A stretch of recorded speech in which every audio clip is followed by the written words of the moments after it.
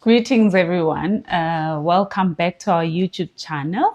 This is Blended Circle with Mahlatsi. Today, I'm here with my lovely husband, Stepmom.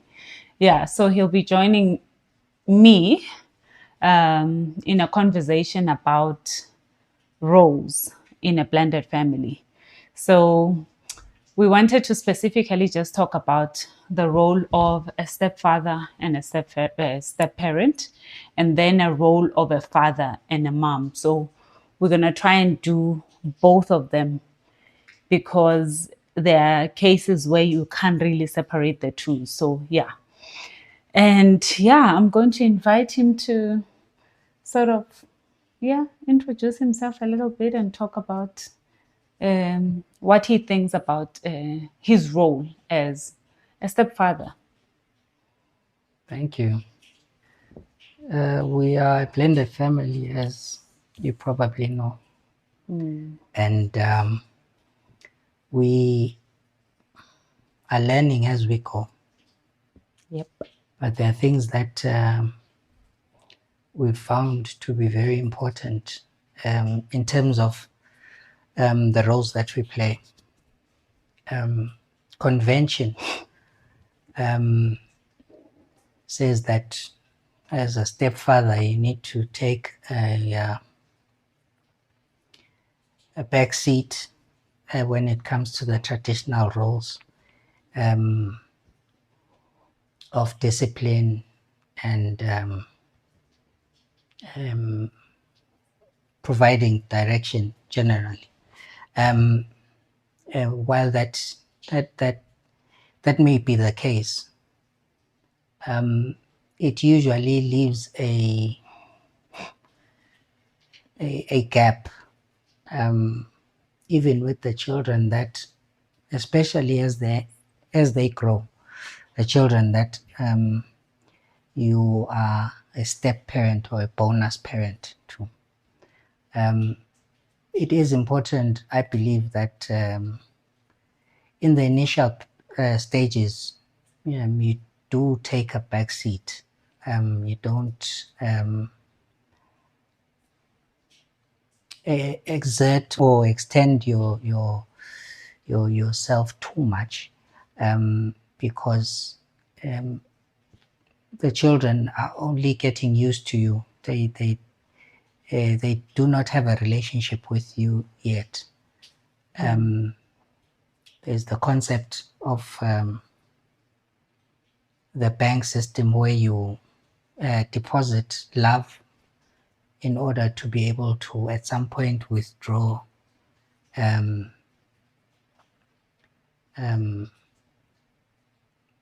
that things or favors or wherever it is required of you to exert yourself or to apply discipline. Once there is love in the bank, it becomes easier. I don't know if I'm explaining it right. Yeah, but that concept is very important in building step families or blended families, because when you come in, the only credit that you have is with your partner, who has decided to be with you. The children don't really have much say in it. And so remember with us, we didn't know all of this, or at least I didn't know all of this coming in, and I just behaved as normal. And there were incidences where the children became very confused and scared because of my personality. and we needed to go back to the drawing board and apply this principle of depositing love before you can withdraw. And I think over time we found that to work. Yeah. Yeah, so I think even for me, because I'm here to talk about my role also as a mom and a stepmom, I found that the two roles they cross paths, but they're not necessarily one thing, because when it comes to your stepchildren or your bonus children, you are most likely expected to rather build a relationship in the beginning. Like my husband has talked about the fact that you deposit in order for the balance to grow to a point where you can actually withdraw. And when we talk about withdrawal, someone can think about it as, but I'm the parent, this is the child. So when I'm disciplining, does that mean it's a withdrawal? Yes, it is. If it's a child that you have not given birth to, that is a withdrawal, because a child receives correction easily from someone they know they are safe with. So you want to build that rapport with them to a point where the relationship can transition like smoothly into a place where it's safe for both parties to start getting the relationship to bond even more. Because what happens is that when we have differences, it actually gives us an opportunity to somehow, get into each other's lives even more. So it creates a closeness whenever you go through these difficult things in a relationship. That's why in other episodes, I talk about the fact that just trust the process and not be in a hurry to want certain things to happen a certain way, and rather take your time.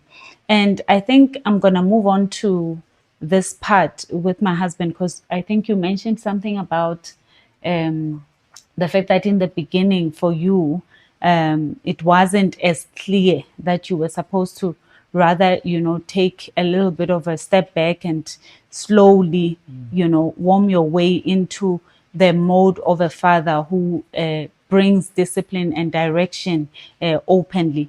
But I want to actually find out from you that how did you experience me in some of the things? Because I also, in the same way you got it wrong to a certain extent, I also got it wrong with my bonus children, because there was an expectation, especially from their mom, to have some kind of alignment to what we were trying to build, but also an expectation from the children to somehow take my side because I had good intentions for them. Like my heart was pure. So I thought the kids should just know that I love them and they should be able to defend me in front of their mom or when it comes to their mother. And I felt like, later on, I realized that that was what was causing the frustration between me and the children, and also between me and their mom. And eventually we got to some place where we were able to obviously be workable. Like my husband is saying, it's a work in progress. We're not yet perfect. Every day we're just, taking strides towards that place where this can be a successful, fully functional blended family. So I experienced my husband, just to answer my own question that I'm giving him first. I experienced him in a very interesting way. I mean, when it came to my children and him being the father who gives direction, the father who just comes in and brings the discipline and things like that. I initially, it was really hard for me to take it. Like I found it very difficult. I was scared for my children. I was scared that they might not like him. Like I might not know how to fix that. If it went on to a point where it sort of, threw them far away from both of us, for that matter. And secondly, I was worried that my husband will think that I'm just taking the side of the children. So it was very tricky for me to begin with. And Eventually, when I grew into a place where I was safe with my husband, I was able to be honest with him and tell him how I felt. And I was able to sort of get him to a place where he says, it's fine, love. You can tell me if you're not comfortable with this, how do you want me to do it? And I think it goes back to that place of safety in the establishment of the marriage itself for you as a couple before you can deal with the rest of the things. So that safety that was, somehow established between the two of us is what set everyone free in the end, for me at least. So I wanted to ask you that when up for you in that time, how did it affect you? Like the things that I was busy, like just not getting right, things that I was not seeing correctly, that made me emotional, even in instances where I shouldn't have. Yeah, look, we both weren't familiar with the whole concept of a blended family. We were both married before, and obviously, having been married, we had built certain cultures around our lives. We had certain way of doing things Yeah. that we're comfortable with, and in as much as it was a blended family, it was also a new marriage. Yes. So there are many things that could go wrong, simply because it is new. It has not been before, and always when something is new, y at the beginning you are laying the foundation. So you are storming and norming. So there are certain things that you are doing to create a culture that is yours. The complication obviously is with children. It makes it a bit more difficult to get used to or to get the culture right, because they are accustomed to a certain culture that may not be the same. And I think that was the case with us. Obviously, your advantage was that you're not living with your stepchildren. They would come and visit. So your interaction, um, I think the unfortunate thing was that there were expectations on both sides, as you said. And because the time period that you spent with them was relatively short, these expectations could not be met. Yeah. Firstly, they were not unknown, so they were not communicated. And even when they were communicated, the time to implement or to put them in practice was very short. So it held you back some. It held them back because they were not able to have the best of you, if I Yeah. could put it that way. Yeah. In my case, I lived with my stepchildren. It's a bit difficult to say stepchildren now, but for the sake of Yes. our viewers, my stepchildren, I lived with them, and like I said before, I behaved in the way I've always behaved with my children. Certain way that we communicate, that they were used to, they were comfortable with. And it took me a while to realize that that was not the case with these. They were sort of children that when you spoke, they froze. Whereas my children, well, when you spoke, they spoke back. And they were comfortable because that was the culture. that we had established. So I think that was around the time where we both felt, no, this was not working. You needed to take a leading role in communicating our heart towards them, and obviously that would follow on to communicating our culture, at least the one that we envisaged for our family. So it wasn't easy, but again, it had to be deliberate. We needed to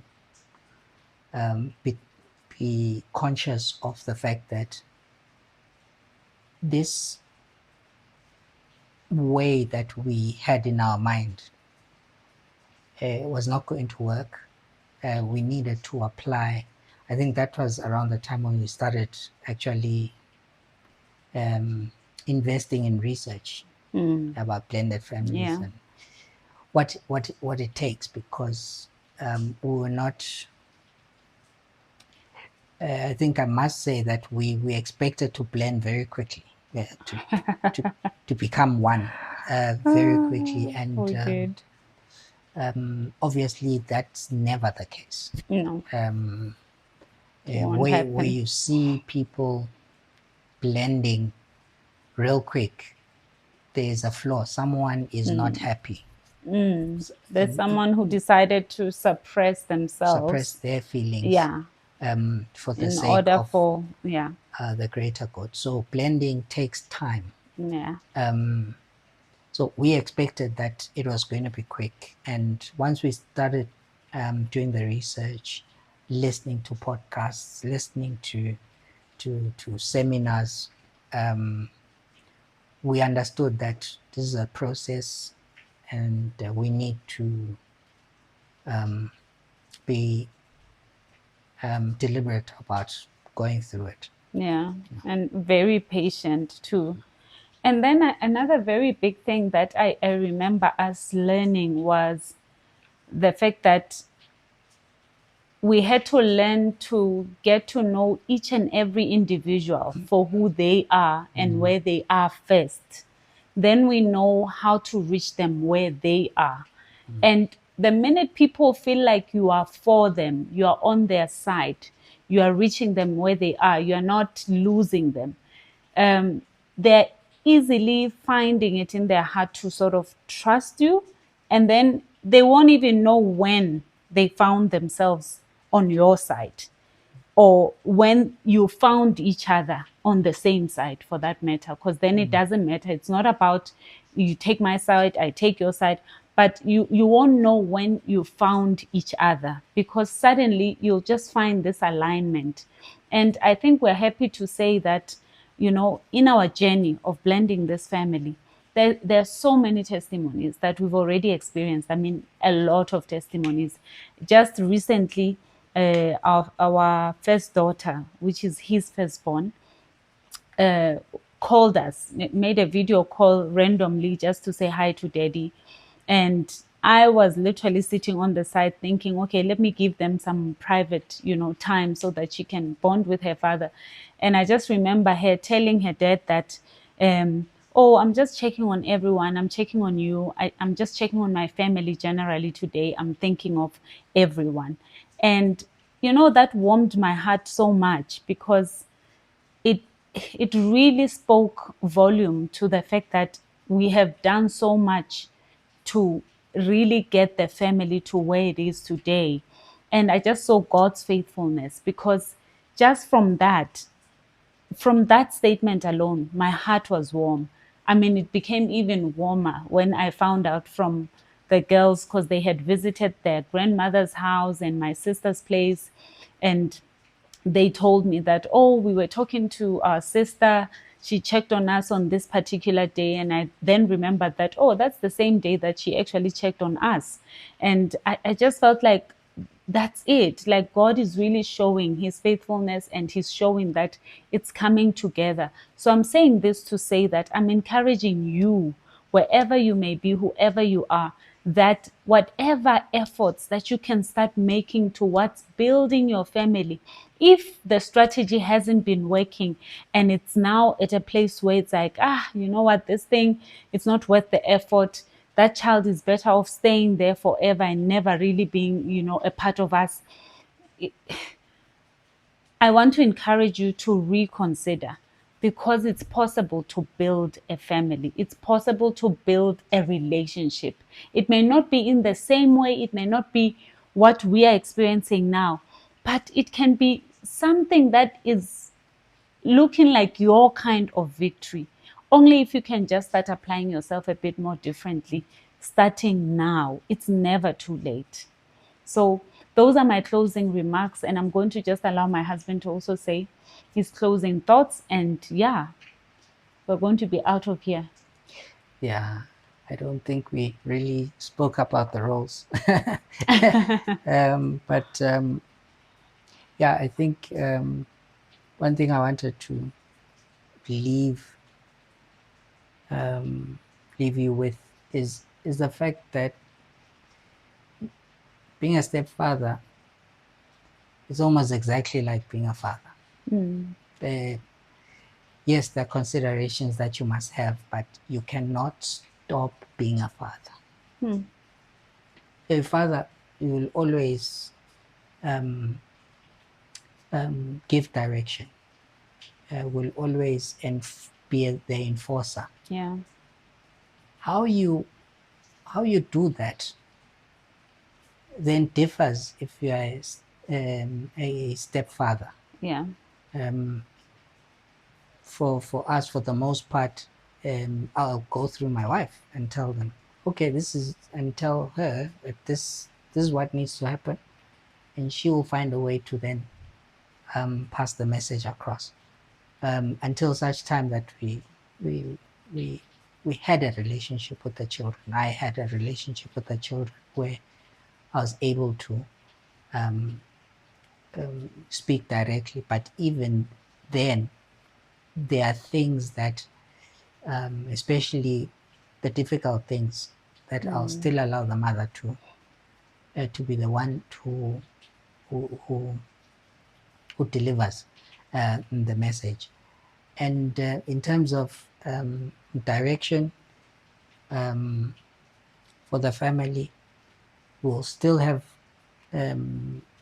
meetings and we'll still talk about the future, and it will be clear that as this family, this is the way that we want to go.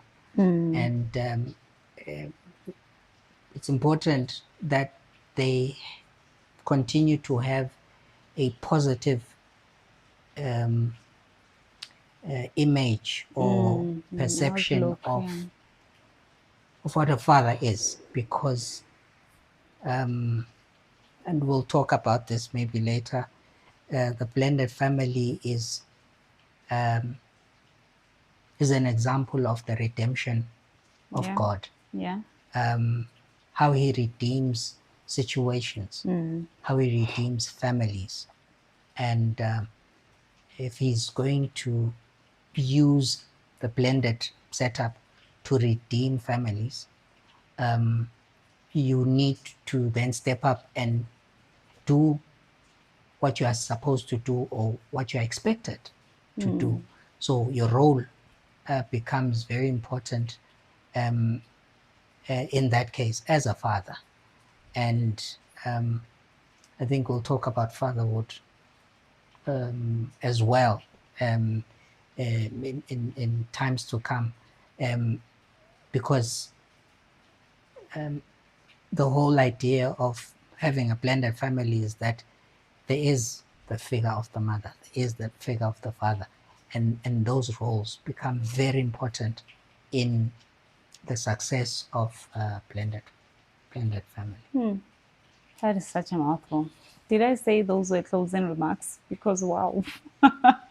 Anyway, I think you just triggered something about the roles and how they cross each other, because I want to say that it's not easy. What we're talking about is not like a given easy thing to do, because as a father, the natural thing to do is for you to just give direction, to just get in there and be a father.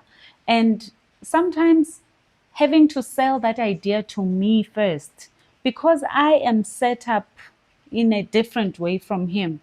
So sometimes he sells an idea to me that we're supposed to address with the kids.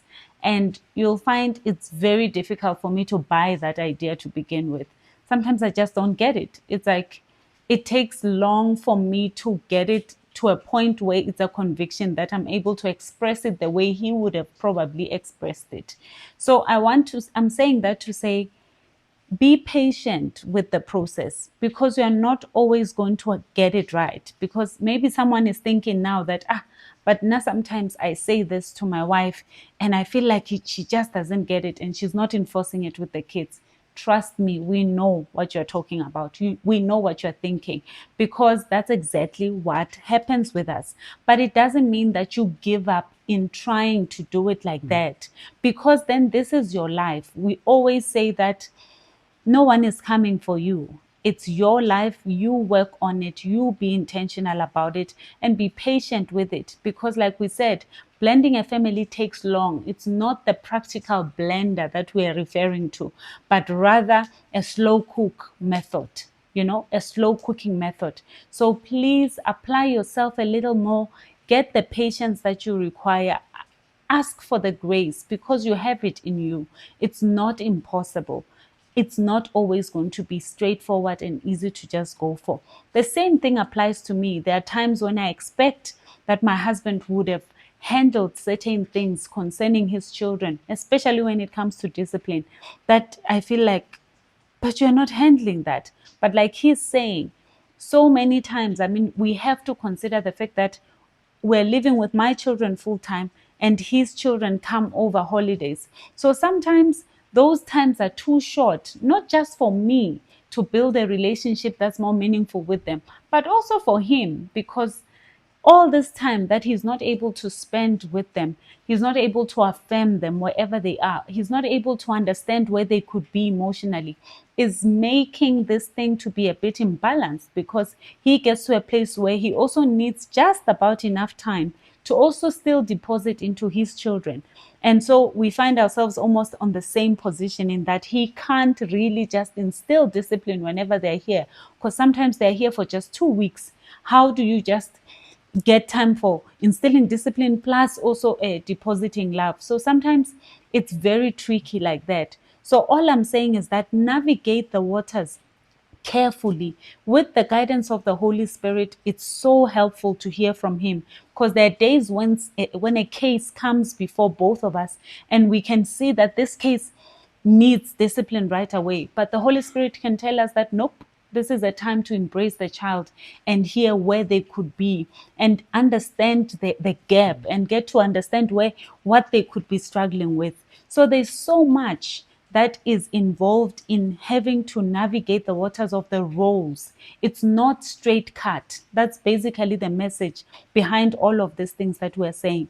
That is not straightforward, that this is how it's supposed to be. But we're saying, do not neglect the roles, the original roles of a mother and a father, just because they're my stepkids, they're they're my bonus children. Hey, I'm the stepmother, you're the stepfather, and whatnot, because there's still the role of a mom that I get to play and that I have to play.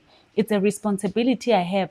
The role of a mom who looks out for her children spiritually as well, not just to feed them, but to make sure that spiritually she's taking care of them, she's praying for them, she's speaking over their lives, she's, covering them in prayer. So that's what I want to actually just say to you. And I'm so excited because my husband got to be here and bring a different perspective.